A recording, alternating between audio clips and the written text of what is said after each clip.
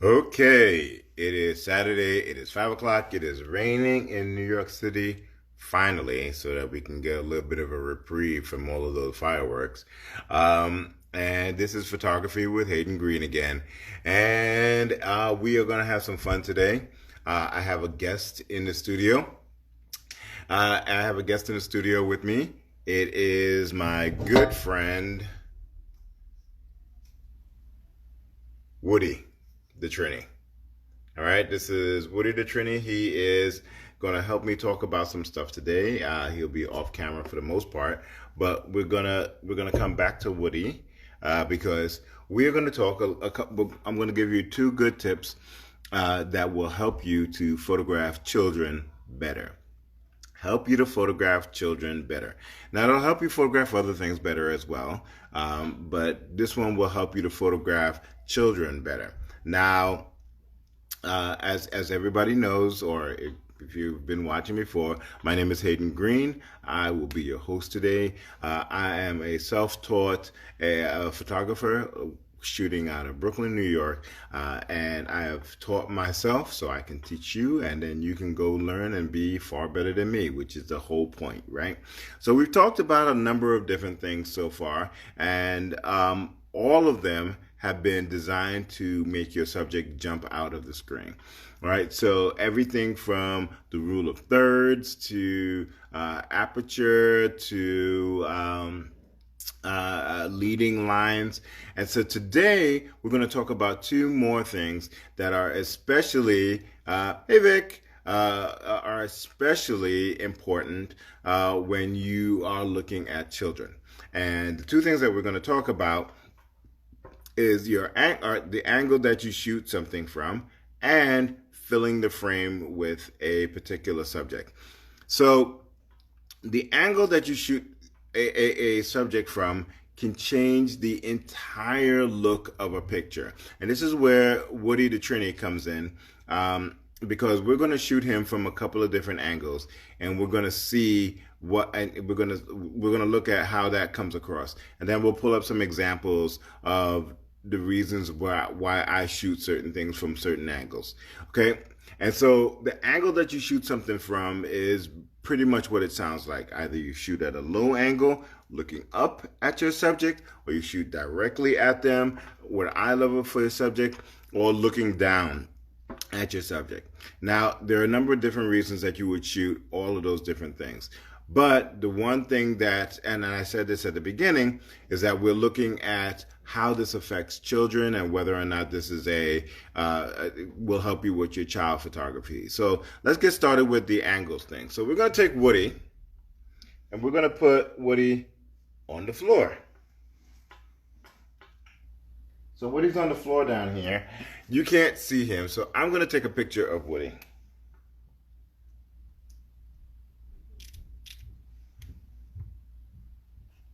Now Woody's all the way down here. Okay, so this is the picture of Woody. Okay, you can see him. He's all the way down here, right? And so that is generally, if you're an adult photographer, the angle that you end up shooting children at. Now, why is that important? Well, if you take this picture and you look at it, right, all you see is the top of Woody's head for the most part. That's what you're focusing on. You end up focusing on the top of Woody's head or their shoulders.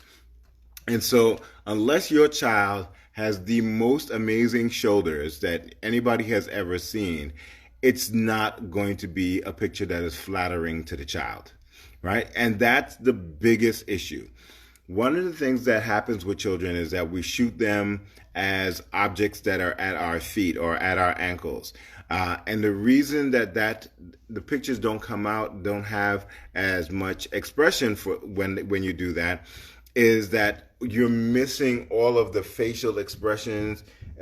You're coming from this angle, so any smile looks a little bit crooked. Sometimes it's not as expressive as you would want it to be.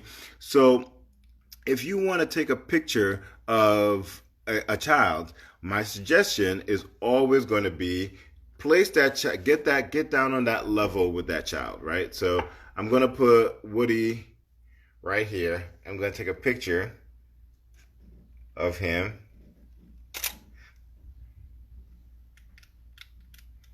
We're going to take a picture of Woody. Okay. Now here's a picture of the same exact model, the same exact figurine, and you can see the difference, right? So the main difference is, if I sharpen that up for you. So the main difference here now is that you're able to see where Woody's hands are going. You're able to see Woody's face, if Woody had an expression. You're able to see all of the legs. You're able to see everything that this figurine is doing.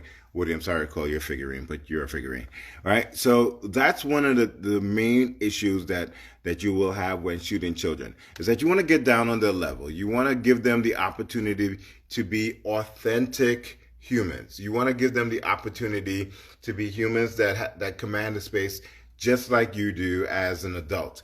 And that only happens when you get down there. Now, that means that if you're shooting a 2-year-old, a 3-year-old, a 4-year-old, it might mean that you're on the floor. But if you want your photography to be better, it means that you sometimes may have to sacrifice those nice jeans, right? You might have to sacrifice that shirt that you spend all that money on. Or be like me, don't spend a lot of money on shirts, right? So that's the first tip. Make sure that you change the levels when it comes to children, because in that example you saw that Woody went from being this nominal thing down on the ground to something that had a bit of a personality. I didn't change anything about the way that Woody was posed. I just changed the angle that I shot him from. Okay, and so in my photography, so we talked about children, but we also can look at it for how we do different types of pictures, right? So here's a picture of Grand Army Plaza. And for those of you who have seen Grand Army Plaza, you've probably seen the arch 1,000,001 times. But just changing the angle from which I took this picture, and I got all the way down on the ground and shot it from the cobblestones, right? So it changes the feel of the picture completely just by changing the angle. And here is the exact same thing in a different perspective. Okay, here's one of my favorite pictures. It's called Deep Roots, right? And so this is shot from above, but at a low angle as well. I could have been standing over them, but it's shot from a low angle to give a sense of priority to the subjects. You know, I wanted to give them the impression of being larger than life, right? And when you look at this picture, you wonder, where does her hair stop, right? You wonder about her dominance in the picture, and so your subjects jump out at the picture. I could have spread this out a little bit further. In fact, I do have a picture where I made a different kind of angle, right? And so with this, I wanted something different. And I pulled back all the way, and there's more grass. But the intention was to give this woman's hair the priority. But for this one, for this picture, I wanted the subjects to be the stars of the show, and the hair in the other one was the star of the show, which is why I pulled the camera back a little bit, right? And so you see that of course is out of gradient. And of course I always use pictures from my own books. Here's another picture, right? This guy was sitting at a seat, and I crouched down just to make sure that I got a picture of him straight on. And that's important because because that's his point of view, right? And that's where he wants you to experience him, because he's sitting down. I could have taken the picture the way that I experienced it, which is standing up above him, but this doesn't make it, that wouldn't make him the star of this picture. And so crouching down and getting down so that I can make sure that I got the poem sign and I got his face straight on and his intense look on that typewriter. Okay. And I think I have one more. I might not. Oh, yes, here we go. So this is in Dubai. And this is one of the most expensive hotels in all of the world. And my goal was to make sure that you recognize that that you could be standing on the shore and see this picture. I could have cropped this right here, which is the way that you see most of the pictures of this building.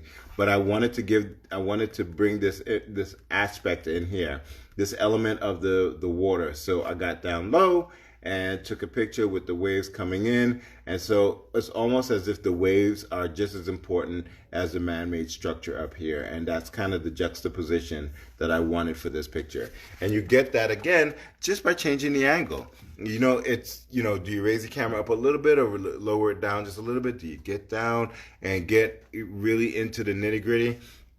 There's a phrase called the ant view, and that's where you take pictures from right down at the bottom. Like sometimes you just lay your camera actually on the floor, and that's called the ant's view. And there are a lot of pictures that give you that sense of, you're looking up into something that's really, really large. It also works really well if you are taking a picture of something that's small and you want to give it this sense of grandiose. Okay, this grandiose sense. All right, so the next piece is filling the frame, right? So I'm going to take another picture. I'm going to take another picture of Woody here. I'm not going to be able to get as close as I want it yet, but I'm going to show a little bit of a difference. Okay? Yeah, that's not going to do what I wanted to do. So the aspect of filling the frame really looks at what I'm doing right now. As I'm talking to you, I'm filling the entire frame. There's very little space around my head. It forces you to look at what's on my face. It forces you to listen to my voice. It forces you to focus on my face. And so when photographing children, most of the times what we're trying to capture is the funny face they're making or the funny way that they're saying something. And this is more a video tip too. So a lot of times people will do that from far away. And children's expressions are minute because they're small, right? So getting up onto a child, especially if it's your own child, please don't just randomly get up onto some stranger's child in a park. That's weird. We don't want that. So getting close to a child and making sure that their face fills the whole frame changes everything about a photograph, and it allows you to feel all of their emotions. It allows you to look at everything that's happening on their face, and so it's an easy trick. And even with this one, if you say to a child, "Hey, look up," if you are shooting from a top angle and they look up at you and then you fill the frame with their face, it's a completely different picture than if you just took a picture of their entire body while looking down in that area. So if you had a kid that looked up at you and then you took your camera and you got it as close as you needed to in order to fill that frame with their face, then you have a completely an artistic looking picture. Now you can do that with post cropping, right? So you just crop out, aspects, everything else, and you want to leave it there. But if you are using your aperture, see, now we're coming back to our earlier lessons. If you are using your aperture and you have it on a shallow depth of field, If you're not focused on that subject's face, you might not get the blur in the place that you want it to be. So typically, if you are trying to have a low depth of field and you want all of this person's face to be in focus, you want their blur to start somewhere around their ear. So after their ear, you want everything to start to fall off into fuzziness. But if you are far away from that person, you don't get, with a shallow depth of field, you don't really have a lot of control of where that blur starts. It might start right here. It might start earlier than you like it. It might start way back here, right? And so if you get close up, so you don't have control over that. Once you get the image back into whatever editing program you're using and are going to crop it. So my suggestion is to get close to your subject, get close to that child, and take the picture where you want it to be, and that'll give you the blur in the place that you want it to be. So, for instance, if this happens to be your background, this is my picture of Magritte, and this is a brick wall, right? If I don't want that in the picture, if I don't want that to show, right?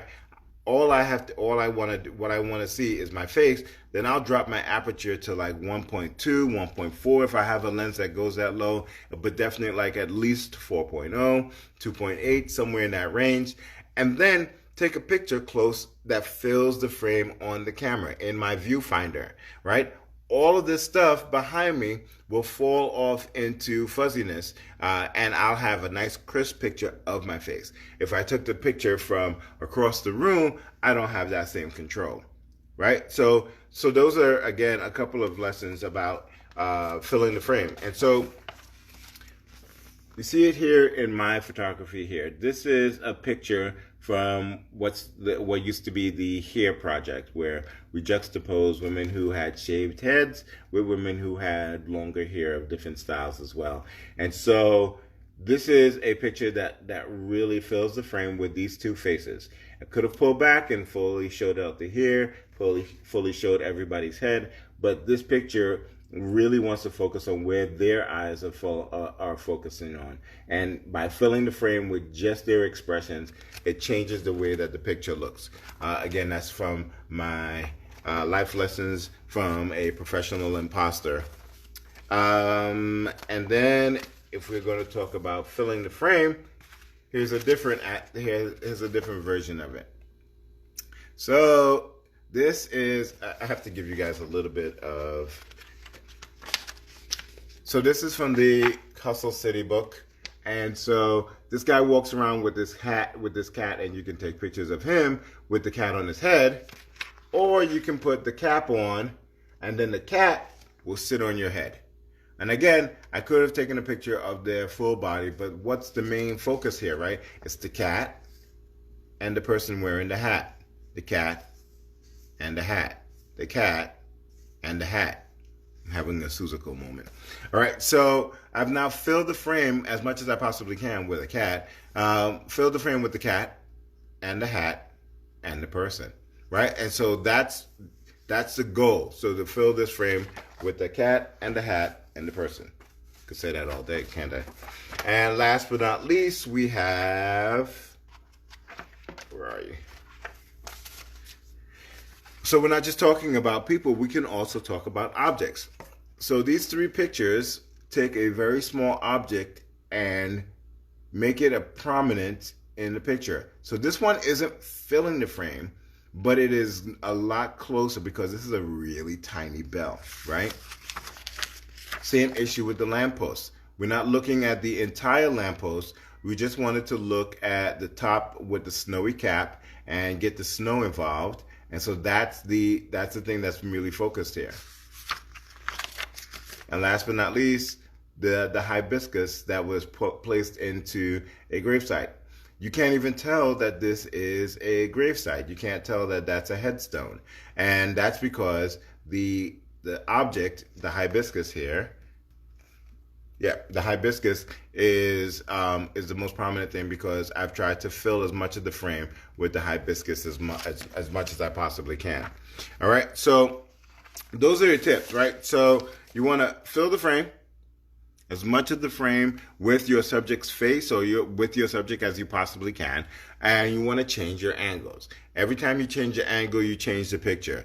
And the other tip about this, about changing your angles, if you're in a situation where you're taking a picture of somebody, take a picture or something, take the picture, then think about all the different angles that you can take that picture, right? From the side, from the other side, from up, from down.